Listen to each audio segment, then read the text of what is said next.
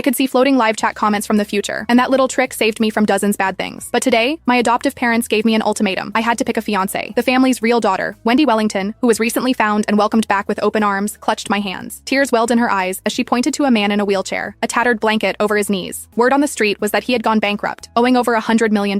My health is too fragile for a hard life, Wendy sniffled while trying to hide her smirk. What would people say if the real heiress was seen riding a public bus? You're so much stronger than me. Do this one for the sake of the family. She glanced over at a guy leaning against a blood-red Ferrari nearby. I'll handle the billionaire's son, she added quickly. You shouldn't be blinded by money to make a mistake. I looked at Harry in the wheelchair. Floating right above his head was a wall of glowing comments. LOL. She's dumping the city's richest hidden billionaire for a guy who's going to prison next week? He's only playing broke and disabled to catch his rivals off guard. Once he clears his name next month, his net worth is going to skyrocket. I squeezed my sister's hands tight, and a sweet smile spread across my face. Since you've put so much thought into my future, I would hate to disappoint you, I said. I'll take the guy in the wheelchair. My adoptive mother, Sarah Wellington, slammed the agreement onto the table in front of me. Sign it, Clara. After today, you don't get a single dime from this family. I picked up the waiver of family trust fund rights and flipped through the pages. Wendy leaned against Victor Jackson, her new fiancé, giggling into her hand. Don't feel too bad, Clara, she purred. Marrying Harry is a generosity. A bankrupt cripple and an adopted orphan, people will say it's a match made in heaven. My adoptive father, Killian Wellington, tapped his knuckles on the heavy mahogany desk. We raised you for 20 years. It is fair not to ask for anything in return. I flipped to the final page and hovered my pen over the signature line. Once I sign this, any future favors you ask from me will be treated as loans, not debts of gratitude. Sarah's face instantly darkened. You haven't even left this house and you're already saying all these. I pressed the pen to the paper and signed my name. A string of bright comments floated across the pages. Sign it. That paper won't even be worth using as toilet paper in a month. She's walking away from a few million to claim a multi-billion-dollar empire. I pushed the agreement back across the desk. Keep it safe. Don't come crawling to me when your pockets are empty. I do not owe you a dime. The smile froze on Wendy's face. Harry brought me to a rundown, leaking apartment on the edge of town. The door lock stuck 3 times before it finally clicked open. In the corner, a plastic bucket caught drips of water from the ceiling. He wheeled himself over to the small table and set down 2 plates of instant noodles. This is all I have. I sat down and took the spoon. Hope it's delicious? He paused, staring at me for a split second before sliding a small shaker over. Are you not going to whine and complain about this? Back at my family house, I said, while taking a mouthful. I only got cold leftovers after washing the dishes. I quickly finished the noodles and picked up the plate. Harry stared at me. Did you really eat that all? 2 plates for $1. Nothing gets wasted. I picked the plate up and picked every noodles left, putting them in my mouth. His fingers tapped twice against his armrest. Clara, you don't need to put on an act to prove you're poor. I set the empty plate down. And you don't need to play the tough guy. I know your leg hurts. His brows furrowed instantly. Who told you that? A floating comment hovered right near his knee. His old injury is flaring up. The pain relief balm is on the 3rd shelf of the cardboard box in the corner. I walked over, dug through the box, and pulled out the bottle of balm. Harry reached out to block me. Don't bother. If you pass out from the pain, who's going to sign our marriage certificate tomorrow? He hesitated, then slowly dropped his hand. I rolled up his pant leg and hurled the balm into my palm. A deep, faint scar stretched across his leg. As I rubbed the balm on it, his muscles clenched hard like rock. Tell me if it hurts. You seem pretty experienced at this, he muttered, his voice tight. My adoptive parents used to make me kneel by the outdoor sink in midwinter. I had to rub my own joints to keep them moving. He didn't ask another question. I capped the bottle and put it back. Out of nowhere, he asked, Clara, are you here for me, or are you here because of the rumors about me? I looked up and met his gaze. If it was about your past, a girl like me wouldn't even stand a chance. I wouldn't have to wait in line and I wouldn't even beg. He searched my eyes for a long moment. So, you got what you wanted because I was broke. The floating comments blew up. He remembered that. He actually remembered. He can pretend to be bankrupt, but he can't pretend he doesn't care. My phone buzzed with a screenshot. Wendy had posted a photo on social media. A designer bag perched on the hood of Victor's Ferrari. Real heiresses don't settle for trash in a wheelchair, the caption read. She even tagged me. Harry asked while adjusting his brakes. Who's that? I deleted the post and blocked her. Just someone looking for attention. The floating comments started flashing aggressively with new comments. That bag is an $80 knockoff. Victor bought 2 for 1. The real flex is that dusty red cord on his table. That's the master seal key for the entire Harry estate. I glanced toward the corner of the table. A faded red cord was tied around an old, oxidized copper seal, looking completely unremarkable. Harry followed my gaze. Don't touch it, just old junk. Keep it safe anyway, I said, looking away. Don't let someone sell it to a scrap metal yard by mistake. A faint, rare smile tugged at his lip. Did you get paid today? Yeah, $500. After rent, I've got $200 left. Anything you want to buy? I turned my phone around to show him a listing on a secondhand app. Anti-slip tires for your wheelchair. Lightly used, $30. Harry frowned. For me, your tires were slipping yesterday. You almost rolled down the hill. You don't have much money to spare. That's why I'm buying used. I went downstairs to pick up the delivery. When I got back, I knelt beside his wheelchair to swap out the tires. The bolt was rusted tight. I put my weight into the wrench and my sleeve slipped down, exposing a jagged old scar on my wrist. Harry's hand clamped over the tool, stopping me. How did you get this? I yanked my sleeve down. Frostbite. Who left you out in the cold? The family would just deny it anyway. No point asking. He didn't let go of the wrench. Clara? I raised my head. Don't investigate me like a crime scene. I'm not a piece of evidence. His fingers stiffened on the handle. I was just asking. And I answered. I took back the wrench and kept turning the bolt. He paused for a long beat. What do you want? What? A designer bag? A car? A house? Or money? I snapped the new tire securely into place. My final performance review at work is next week. Just promise me you won't get into trouble. His eyebrows twitched. That's all? Keeping my job is a lot more practical than owning a purse. Harry engaged engaged the new brake, and the wheel locked firmly in place. What do you do at your company? Entry-level data analyst. Minimum wage now. A bump up once I pass probation. Does anyone pick on you? It's a company, not a charity. People take credit for your work all the time. He stared at my wrist. Your hand is shaking. I tossed the wrench back into the toolbox. Just cold. He took off his heavy jacket and threw it over my shoulders. Put it on. Aren't you cold? My legs are paralyzed, not the rest of my body. I placed the jacket right back over his knees. Then keep them warm. We have to take photos for the marriage certificate tomorrow. I don't need you looking like a corpse. He pressed his lips together, silent for a long moment. You really have a sharp mouth, Clara. I picked up the toolbox. If you're poor, you have to be outspoken or people will break your bones. The floating chat froze for a second before cascading into chaos. Oh man, his heart just melted. Day one of pretending to be broke, and his new wife is already fixing his wheelchair. I had barely clocked in when the team lead, Laura, threw a heavy stack of files onto my desk. Clara, put my name on this report and keep your mouth shut. Pulling up the file on my computer, I murmured, I pulled 3 all-nighters to analyze these numbers. Laura leaned over my desk with her arms crossed. Interns need to learn how things work around here. There's only one permanent spot available, and you're not getting it. A coworker nearby snickered. She just married a broken, bankrupt guy. Does she really think she's turning her life around here? I plugged a flash drive into the desktop tower. I kept 3 separate backups of the raw data logs. Put your name on it if you want, but you'll be taking full credit for the audit risks too. Laura's face flushed dark. Are you threatening me? Before she could spit out another word, the elevator doors slid open. Head of HR, Mr. Shane, walked straight in, backed by 2 legal assistants. Which one of you is Clara? I stood up. I am. Mr. Shane placed a formal document onto my desk. Your project logs have been fully audited and verified. You've been granted the senior analyst position. Laura's face turned completely pale. That's impossible. She doesn't have any connections. Mr. Shane glanced at her with cold eyes. She has an immaculate paper trail. You have 5 formal internal compliance complaints. You're being terminated for taking credit for intern work. You have 10 minutes to clear out your desk. The entire office went dead silent. I picked up the offer letter. Thank you. I'll have the afternoon deliverables ready on time. Mr. Shane lingered for a second, giving me an approving look. Someone mentioned you weren't looking for special treatment, just a fair shot. My hand froze over the paper. I quickly remembered that Harry had asked for the name of my company last night. After work, I took my promotion bonus directly to a high-end outlet store's clearance section. A sales associate immediately blocked my way. Miss, this section isn't open to everyone. I pointed to a plain dark jacket tucked in the back corner. How much is that one? Final markdown, $1,100. I tapped my card. After the transaction cleared, my remaining bank balance dropped to $32. When I got home, Harry ran his fingers over the jacket's material. Is this for me? Yeah. No brand logos on the outside, I said. So when people laugh at you, they won't even know which brand to insult. His fingertips paused against the fine, invisible stitching inside the collar. Did you get something for yourself? Company hands out uniforms. Free clothes. Without arguing, he put the jacket on. How do I look? It fits you well. Then I'm going to keep it. The next morning, Wendy strutted into our corporate lobby in high heels. Victor followed right behind her, twirling his Ferrari keys around his index finger. Sister, I came to rescue you from poverty, she called out, slamming a set of house keys onto my desk. Victor owns a luxury mansion on the edge of town, she announced, raising her voice so the whole office could hear. We're willing to rent you the storage unit in the back. Just $800 a month. I wouldn't want people saying I abandoned my poor sister. I closed my laptop screen. I'm not interested.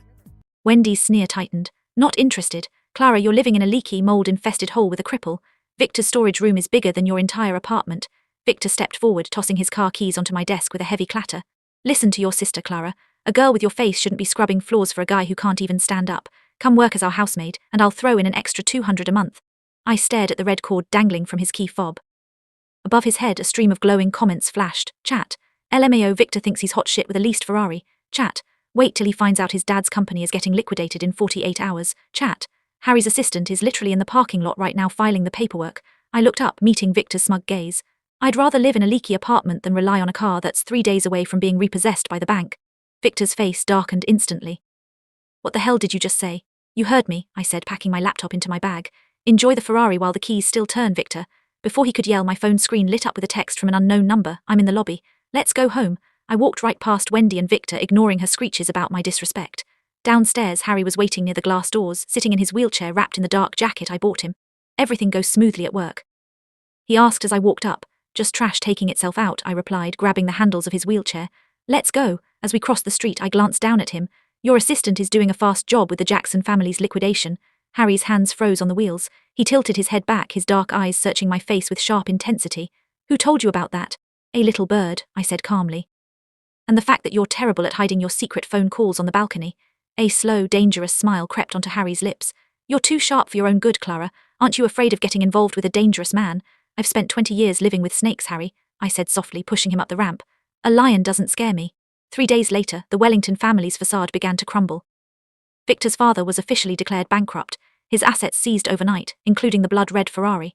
Wendy's social media flex had turned into the city's favourite joke, but Sarah and Killian Wellington were determined to save face. To prove they were still elite, they poured their remaining savings into hosting a grand charity banquet at the Imperial Hotel, desperate to secure a new investor for the family business. A gilded invitation arrived at our rundown apartment, addressed specifically to me. They want to humiliate you, Harry noted, leaning against the doorframe. He wasn't in his wheelchair, he was standing on two solid legs, stretching his tall frame in a tailored charcoal suit that cost more than the Wellington estate. My eyes widened slightly. I knew he was faking, but seeing him stand was completely different. Chat. Visual serve. Harry's legs are fine, he was just letting the nerves heal. Chat. Clara looked stunned. He's 6'2" of pure wealth. You're standing, I said, recovering my composure. Doctor cleared me yesterday, Harry said smoothly, walking over to stand directly in front of me. He reached out, his thumb gently brushing across my jawline. They invited you to show off Wendy's resilience and mock your downfall. Do you want to go? They took 20 years of my life and threw me out like trash, I said, looking straight into his dark eyes. I want to watch them burn. Harry smirked, holding out his arm. Then let's give them a show. Imperial Hotel ballroom was bathed in golden light, dripping in chandeliers and high society snobbery. Killian Wellington stood at the centre of the room, sipping champagne alongside Sarah and Wendy. Wendy was dripping in borrowed diamonds, her face pale but forced into a bright smile as she tried to mingle with the city's high rollers. Don't worry, sweetie, Sarah whispered to Wendy, loud enough for nearby guests to hear. Clara will be here soon. When everyone sees her in her rags, they'll remember how graceful you were for choosing the better path. Suddenly, the heavy oak doors of the ballroom swung wide open. The chatter in the room instantly died down. I stepped into the ballroom wearing a floor-length, deep emerald velvet dress that clung effortlessly to my silhouette. But what stopped everyone's breath wasn't just me, it was the man beside me. Harry walked tall and imposing, his arm locked with mine, carrying an aura of absolute authority. The faded red cord was gone, replaced by a signet ring made of oxidized copper and pure obsidian, the master seal of the elusive Master Group, the largest conglomerate in the country. Wendy dropped her champagne glass. It shattered against the marble floor. Harry, Killian's voice trembled, his eyes wide with absolute horror. You can walk, chat, look at their faces, absolute cinema, chat. Killian is about to have a heart attack. Mr. Wellington, Harry said, his voice echoing across the silent room like a thunderclap. Thank you for taking care of my wife for 20 years, though from what I understand, taking care involved frozen leftovers and winter frostbite.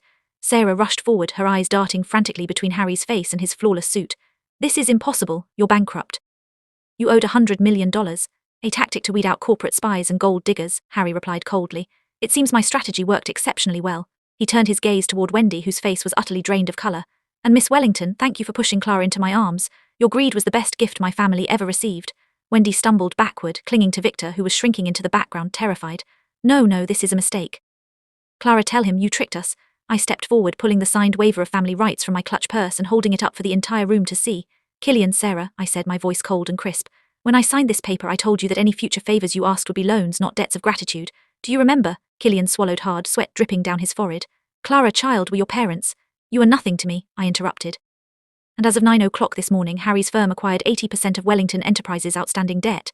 Killian gasped, clutching his chest. What? Pay up, Harry said smoothly, gesturing to his assistant, who stepped forward with a stack of legal demands. Or hand over the company shares, you have 10 minutes. Ballroom exploded into murmurs as guests quickly backed away from the Wellingtons, isolating them like a plague. Clara, please, Sarah cried out, throwing herself toward me, her eyes filled with frantic tears. We raised you can't do this to your family. Family? I looked down at her, my voice dropping to a sharp whisper. When you locked me outside in the snow while Wendy ate warm steak, was I family? When you forced me to sign away my rights so your real daughter could marry into money, was I family? I pulled my arm away from her reaching hands. You traded me for a billionaire, thinking you were dumping trash. Turns out you threw away the only thing that could have saved you. Harry snapped his fingers. 2 burly security guards stepped in, blocking Killian and Sarah as bank representatives began serving liquidation notices right there on the banquet floor. Security, clear them out, Harry commanded softly. They're ruining my wife's evening. Wendy burst into hysterical tears, slapping Victor in frustration as guards escorted the screaming Wellington family out of the Imperial Hotel. By midnight, the news of Wellington Enterprises' collapse had hit every major business outlet. The family was completely broke, forced out of their mansion to pay off their massive corporate debts. Wendy was left with nothing, her high society dreams thoroughly shattered, while Sarah and Killian were forced into a small, run-down apartment, ironically, in the exact same dreary neighbourhood where Harry and I had stayed. Sitting in the back seat of Harry's Maybach, I looked out the window at the passing city lights. A floating comment drifted past my vision. Chat, justice served. The Wellingtons are broke and Clara's living like a queen. Chat. Look at Harry looking at her, he's totally whipped. I smiled softly to myself and turned to look at Harry. He was watching me quietly, his posture relaxed for the first time since I'd met him. What are you thinking about? He asked gently. Just thinking about how fast things change, I said. A month ago I was eating instant noodles in a leaking room. Now I'm sitting next to a hidden billionaire who owes me a proper dinner. Harry chuckled, a warm, rich sound that filled the back of the car. He reached out, wrapping his long fingers around mine and squeezing gently. Name the place, Clara. Everything I have is yours. A few months later, the city's tech and finance sector gathered for the annual Business Leader Gala. I stood on the main stage, accepting an award for leading the highest growth data analysis firm in the region, a company I built from the ground up with my promotion funds and Harry's initial backing. In the front row, Harry sat watching me, his eyes filled with undeniable pride. As I held the glass trophy, I looked out past the flashing cameras. Standing near the back doors, wearing cheap, faded clothes, were Sarah and Wendy. They had snuck in past security just to catch a glimpse of the life they had thrown away. Wendy looked hollow, her hands trembling as she stared at my emerald dress, realizing that the sister she had mocked was now completely out of her reach forever. I didn't offer them a second glance. They were ghosts of a past that no longer held any power over me. Above the crowd, one final stream of glowing comments floated across my view. Chat. Happy ending unlocked. Clara is the ultimate CEO queen. Chat. Best revenge is living well and leaving the trash behind. Chat. Signing off. Good luck, Clara. The floating text slowly faded away into the air, disappearing for good. I didn't need the future comments anymore. I raised my microphone, smiled into the flashing lights and spoke into the quiet room. Success isn't about the hand you're dealt, I said, looking directly at Harry. It's about knowing exactly who is worth standing beside when the storm hits. When I stepped off the stage, Harry was right there waiting for me, offering his arm. I took it, and together we walked out into the bright, clear night.